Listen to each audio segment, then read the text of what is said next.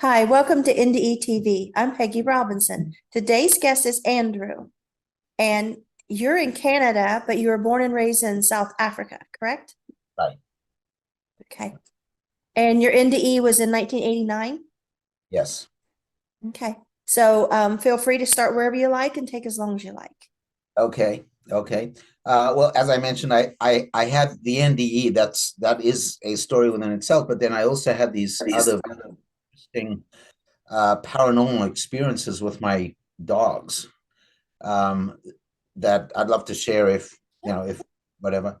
Well, my NDE happened. I was almost 30 by then, and I was visiting my parents in Toronto, and their dog was playing with a tennis ball, and the tennis ball rolled down the stairs to the basement, and I ran down the basement stairs to pick it up, thinking that it had gone down all the stairs. What I didn't realize is that the tennis ball had actually gone down the first few stairs and then stopped rolling on the landing and didn't continue down the rest of the stairs because there was a landing there and turned the corner, went down. And I just ran into the basement stairs and my foot hit the ball and I lost my footing. And what happened was I basically bumped my way all the way down the rest of the stairs on my back. And by the time I got to the bottom of the stairs, I was completely winded. I could not, I could breathe out, but I could not breathe in. Like my muscles were just paralyzed. And what's interesting is that I had always been very afraid of dying. I had always thought that death would be a terrifying experience. And in that split second, when I breathed out a couple of times and I realized that I could not breathe in again, it suddenly dawned on me, I'm dying. I'm going to die. If I can't breathe in, I'm going to die. And what was amazing to me is that I was totally calm. It was just this amazing feeling of acceptance and peace that came over me. And I was like, well, I'm dying and I'm not even scared like I thought I would be. And it was just this total acceptance that there's nothing I can do. I'm just going to die and that's it. And I kind of gasped my way. And my ex-wife was actually standing there in the basement. And I just gasped out to her. I said, call an ambulance. I'm dying. And obviously didn't know what was going on. So she ran upstairs to tell my mother that something was wrong. And in the meantime, I collapsed. I like blacked out and I collapsed down on the basement floor. It was a finished basement, so we were staying there. There was carpeting and furniture and everything. And then the amazing thing happened when, after a split second of like black nothingness, I suddenly found myself completely awake and conscious. And I was looking at a body lying on the floor in front of me. And I thought to myself, wow, isn't that strange? I thought that I had really injured myself falling down the flight of stairs here, but I must have been dreaming because I feel totally fine and I have no pain. I must have just had a horrible dream that I injured myself and I was dying and I had all this pain and now I'm awake and I must, it must have been a dream because I feel perfectly well and I have no pain now. And then I looked at this body on the floor and I kind of thought, like, is it me? Isn't like, what is that body doing on the floor? Why is that body on the floor? And then the whole basement was filled with this kind of purplish haze light. It was like a light purple cloud but it had light in it. And then, like, before I could really collect myself and try to figure out what was going on, I felt and I kind of saw from my left side a portal opening up, like a doorway opening up. And immediately I felt sucked towards that portal. And as I got to the portal, suddenly there were like hundreds of people's faces looking at me. And all I saw them screaming at me, and I heard them screaming at me. And all they said was, it was like three basic statements or questions. What are you doing here? It's not your time. You have to go back. And like hundreds of people were screaming the same things at me. You know, what are you doing here? Why are you here? It's not your time. Go back, go back, go back. And I was like so shocked. I didn't know like what was going on. And I felt my soul, I like moved back away from the portal. And I suddenly felt myself being sucked back into where my body was. And I heard this loud pop. And suddenly all the pain flooded into my consciousness again. And I jumped up from the floor and I went running up the stairs and outside, because I just wanted to get away from those people. I didn't know who they were or what they was, why they were screaming at me, but I just felt I have to get away from them. So now this was in the middle of like January in Canada, in Toronto. There was snow on the ground. It was freezing. And I basically was wearing nothing but like a t-shirt and a pair of shorts, because I was just hanging around inside the house. And yet I felt totally comfortable outside. And I waited outside in the freezing cold for about 20 minutes until the ambulance came. And they took me to the hospital and they checked me out. They said that nothing was broken, but I had a lot of bruised vertebra in my back. And they just said, go home and take it easy and relax and it'll heal. But, it was just really, really a strange experience that I never forgot, and on the one hand, I kind of thought that, well, I must have had something like an out-of-body experience, because at that stage I did believe in the afterlife. I did believe in a spiritual dimension, but I really didn't fully come to understand it until years and years later, when I began reading about other people who had near-death experiences. And then it really came together and made sense to me. So that was my near-death experience. Okay. I don't know if you want to comment on Yeah, this. go ahead. Go ahead. Well, I could continue and tell you about all my weird experiences that I had with my dogs, which were Okay. very interesting. Were these all after your NDE? No, a couple of them happened before, and then Okay. but a lot of them afterwards. Actually, I think Okay. one of them specifically happened before. When I was a kid of, I would say about 8 or 9 years old, living in South Africa. My dad bought us a Staffordshire Bull Terrier, which is a British, a small British Bull Terrier. And this dog was unbelievably sweet. When I think back as a child, what I used to do to her, she never even growled at me. Like, I used to really, really hurt her, but I didn't realize it as a child. I would jump on her back and ride her like a horse. I would push her over on the ground, and I realize now that it must have hurt her, but like, she never even growled. She was so patient with me. And one day I noticed she lived outside, and one day I noticed that her food bowl was not getting emptied like it usually did, and her food was just sitting in her bowl. So I went and I told my mother, this was like Sunday, Monday. I told my mother that Tassie's not eating. So she said, well, maybe she's not hungry today. She'll eventually eat when she gets hungry. So I didn't think much more of it. And like, I think Wednesday or Thursday, I went back to my mother. I said, Tassie's still not eating her food. So my mother said, well, okay, if she hasn't eaten by tomorrow, we'll take her to the vet. So Friday afternoon comes. She hasn't eaten her food. So we put her in the car, we take her to the vet. And I remember the vet, he pulled down her eyelids and he picked up her lips. She was gray yellow, completely gray yellow, no hemoglobin, nothing.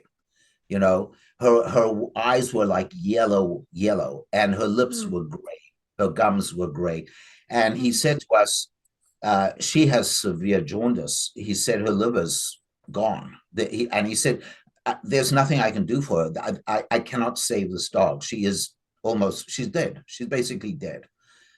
He said to my mother, she will probably die tonight. So he said, why don't you just come in tomorrow and pay the secretary for the disposal of her body? And he said, I'm just going to put her in a cage with a blanket. He said, I'm not going to give her food or water because she's not going to eat or drink anything anyway. And he said, I can't give her, there's no medicine that's going to save her at this point. So I'm not going to do anything for her.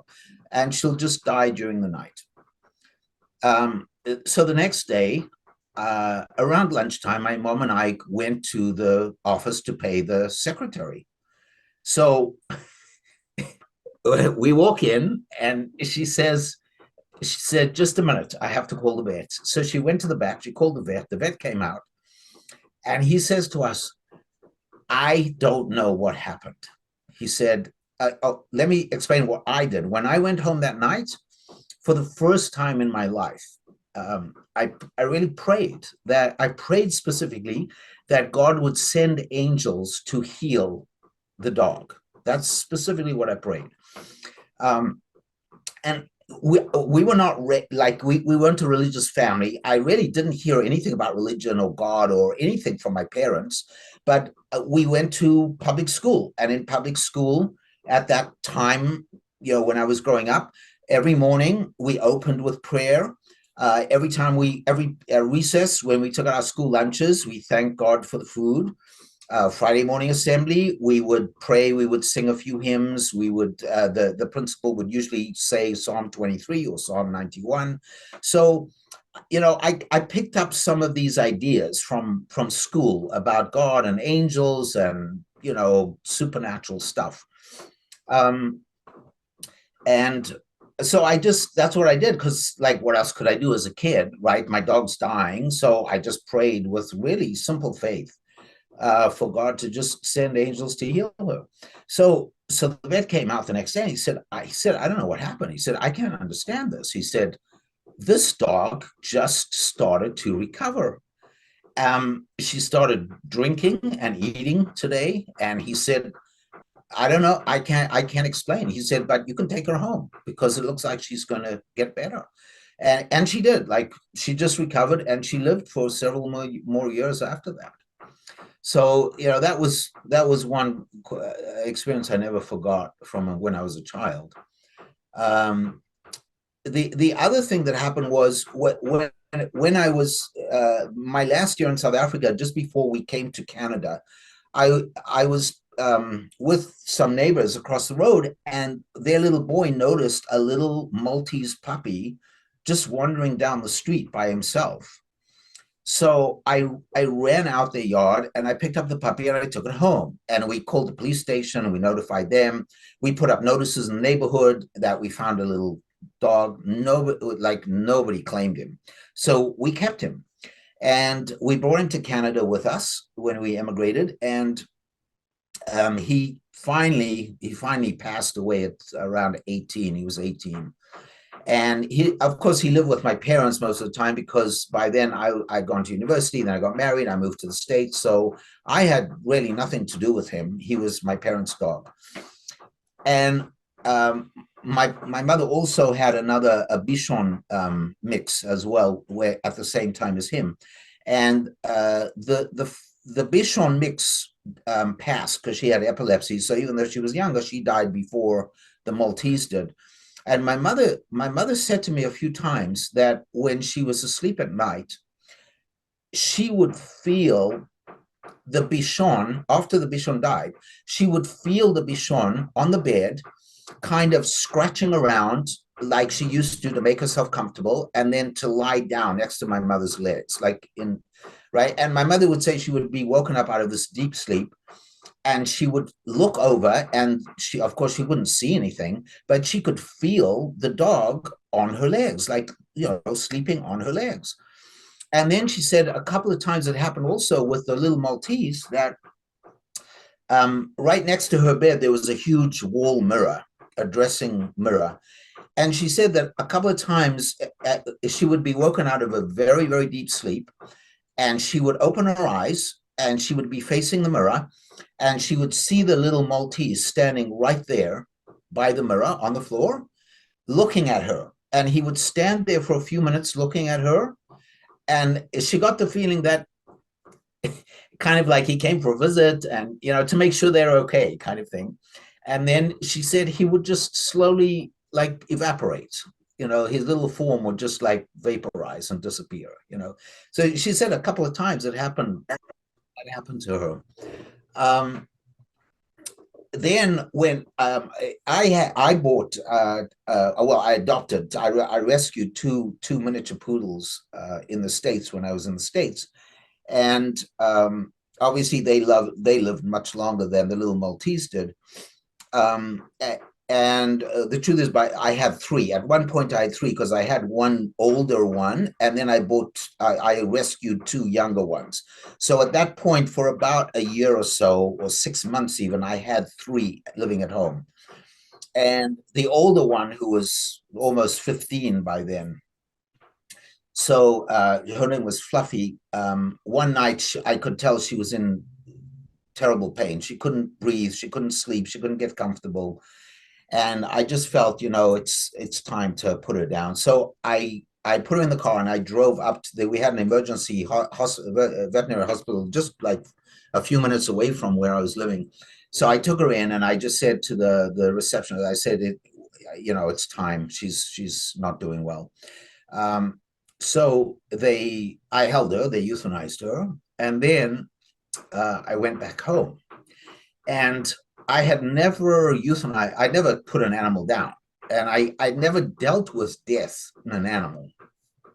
So I really wasn't sure what to expect, but I did know that I felt something terrible missing, and I kind of felt a tremendous amount of energy in me and around me. And I just assumed, well, I'm grieving. Like, this is my emotion, that I'm grieving for my dog who lived with us for, almost 15 years. And I couldn't sleep. I could not sleep. And the other weird thing that happened was my other two rescue dogs, Angel and Muffin. So Angel was a white dog that we had rescued who was I could tell from the moment I saw her, she was a very, very sensitive dog, hypersensitive dog. She really was like a person in a dog's body. She wasn't like a typical dog. And I noticed that she was staying away from me because normally they would both sleep with me on my bed. And Angel would not come near me. She stayed with my daughter in my daughter's room. And so I just figured, okay, eventually I'll get over the grief and I'll get back to normal life. So I didn't sleep the whole night, and I went to work the next day, and then I came home and I still felt all that intense energy and emotion, and I didn't sleep the next night and the next night and the next night. And it was like 2 weeks. I went 2 weeks and I couldn't sleep. And I just felt the hyper emotion all the time. And I was working every day and taking care of my daughter. And I just thought to myself, I got to get to sleep. I'm going to go crazy if I don't sleep. So what happened was it was like 2 weeks after I put Fluffy down, and I was walking with Angel and Muffin in the park one night. And I was trying to figure out what I'm going to do because I had to get to sleep. And then I began thinking, maybe I'm thinking about what's going on all wrong. And I thought, maybe what I'm feeling is not my emotion for Fluffy, but maybe I'm picking up on her emotions for me. Maybe her soul can't leave me because she's so attached to me, and I keep picking up her energy, and that's why I can't sleep. So I just thought, okay, I'm going to try something. So I'm walking in the park, and the other two dogs are with me, and I said aloud, I said, Fluffy, I want you to go to the light. I said, I'll be fine. I've got the other two dogs. Don't worry about me. I want you to go to the light. You're done here, And it was absolutely amazing. I absolutely felt like a presence lift off away from me and disappear. and that night was the first night that I slept, and that was the first night that Angel came back on my bed. Right? She had totally avoided me for those 2 weeks. That night she came back on my bed, and life kind of got back to normal. So, that really confirmed to me that Fluffy's soul or energy must have been hanging around me, because there was no other way to explain it.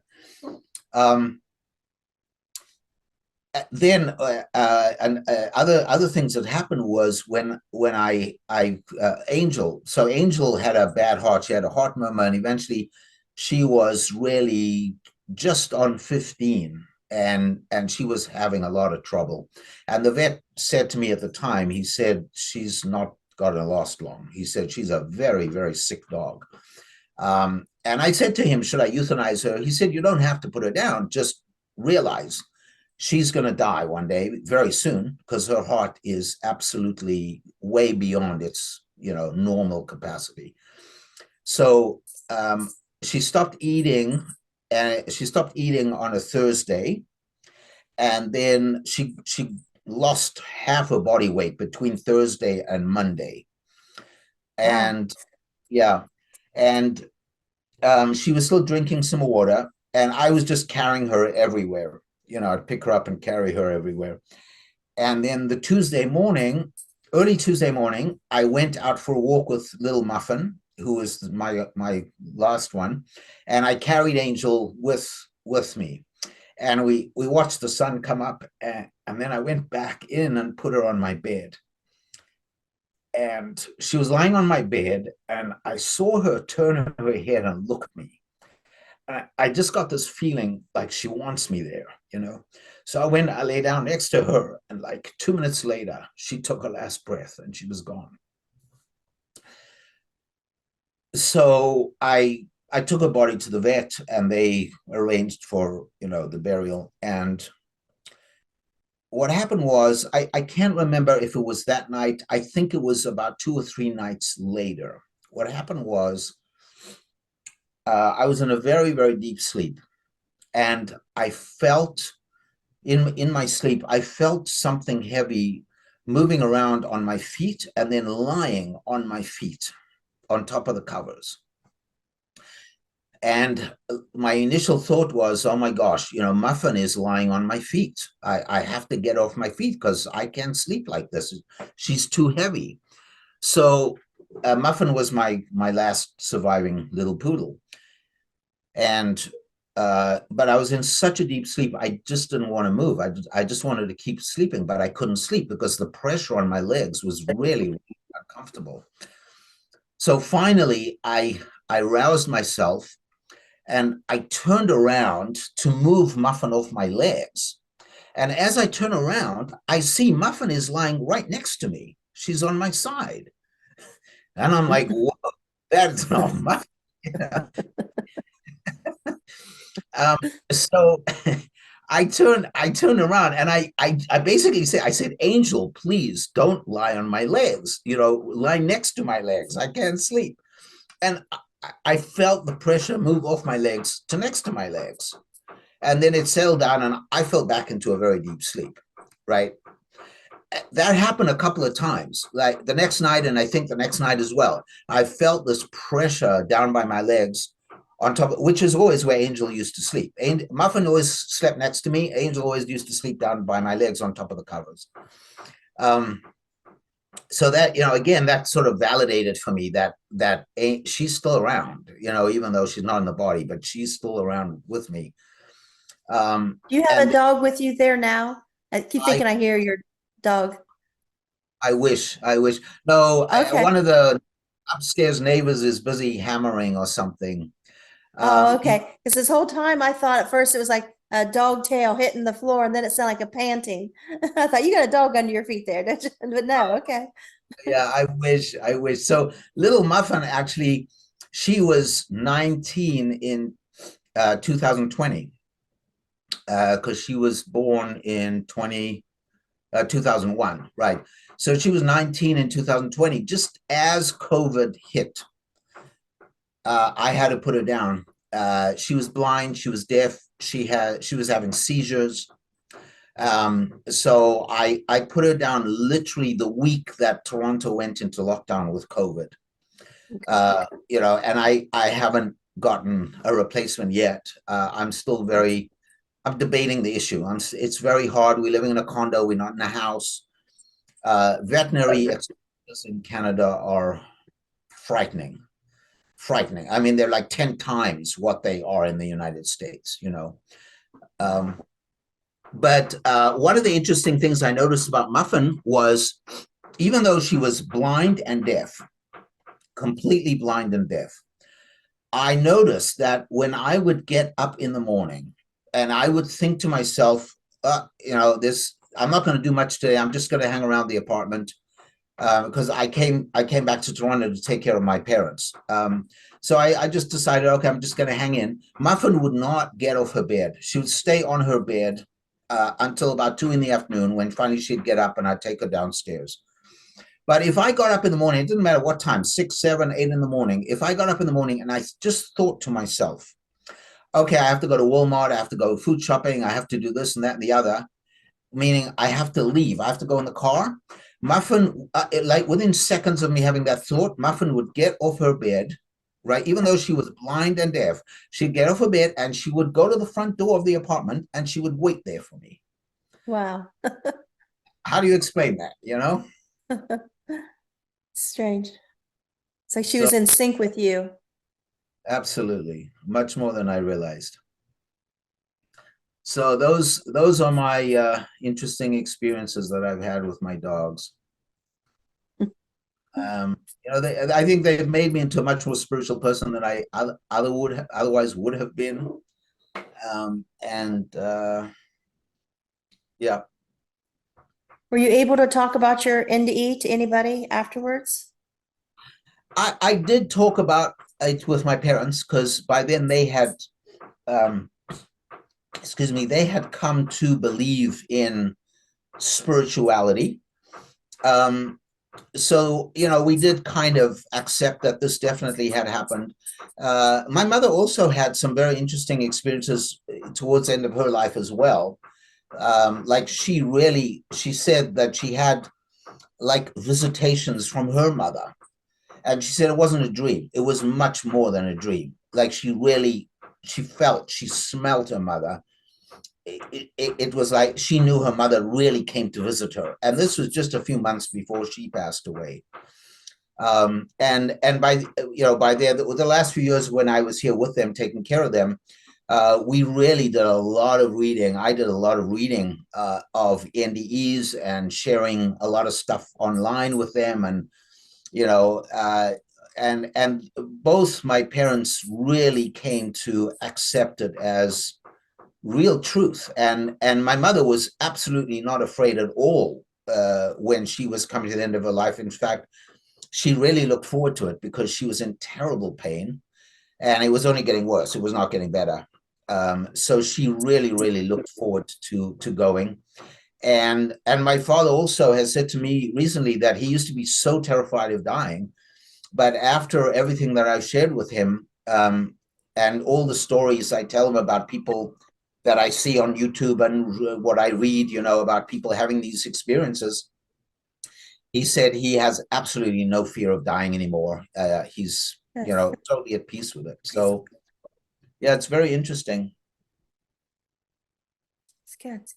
Anyway, so that's about I it. appreciate you contacting. I just got your email this morning and like, well, yeah, let's do this. Well, thank you so much. I've tried to communicate with other people who interview these kind of things, but like you're the first one who really jumped on the opportunity. Really? Have you shared before publicly? No. Like you've contacted people and they haven't seemed interested to. It's like their kind of programming seems to be going very slowly. So they send me an email and they're like, okay, we'll be in touch in a few months when I'm sort of preparing my next session of recording and blah, blah, blah. And then I just never hear back from them. So, yeah. Yeah. Well, I send out a lot of requests to people and I don't hear back from everybody, for whatever reasons. My podcast isn't big enough, or you think I'm too Christian, or or I'm not Christian enough, or that they don't want to be on my show. So whatever. I have to say, Peggy, your two is a 2 hour description of your NDE that you put Oh, out. the part 1 and 2 of my NDE. I saw that about a year and a half ago, and I was so amazed. To me, that was one of the most beautiful NDEs that I'd ever heard. And I sent that link out to everyone on my email list, and I said, "What?" So yeah, it's Peggy Robinson NDE part 1 and part 2 on YouTube. That's right. The guy did it for me back in 2019. Matt Okay. Klein. Yeah. Okay. Yeah. No, it was, to me, it was really a beautiful thing to listen to. Very, very beautiful. So thank you. Yeah, So he's had me go to this church and he had his camera equipment and I think it's the first time I was ever in front of a camera and like that, and someone interviewing you, and so it's a little you did a great, nervous. But it's probably my neck was probably getting red. you did a great job, though. I thought you told the story so beautifully. It was so gripping, really. So thank you. Thank you. Yeah. Somebody's working on my screenplay, so I think it'll be done like in a couple months, and so Wow. we'll see what goes from there. I like my dreams. I had this vision years ago. I walked in this movie theater, it was empty. And my husband and I was looking for the movie he was looking to see. And I was like, wait a minute. And he's like, well, come on. I was like, no, wait a minute, because I'm getting this vision. And this movie theater is empty, but all of a sudden I'm getting this vision. The movie theater is packed, and it's The Will of a Wildflower, the name of my book, come across the screen in big letters. And I'm like, what? And ever since then, I was like, I know everybody thinks I'm crazy when I say I want my book to be a movie, because it's not a bestseller. It's not your typical NDE wonderful story. There's a lot of abuse and trauma and stuff. And so, but I had that vision, and I'm like, I just got to keep moving forward because I can see it happening. Right. So, Yeah, but and I think it has a good message in it that it's people could learn a lot of things from. right. It's a very real story. I think that many people can identify with. Thank you. So thank you. Well, thank you for contacting me. And if anybody contacts me, I'll give them your email so you can get interviewed. Okay, good. All Thank you right. so much. Be well. Thank you. Bye-bye.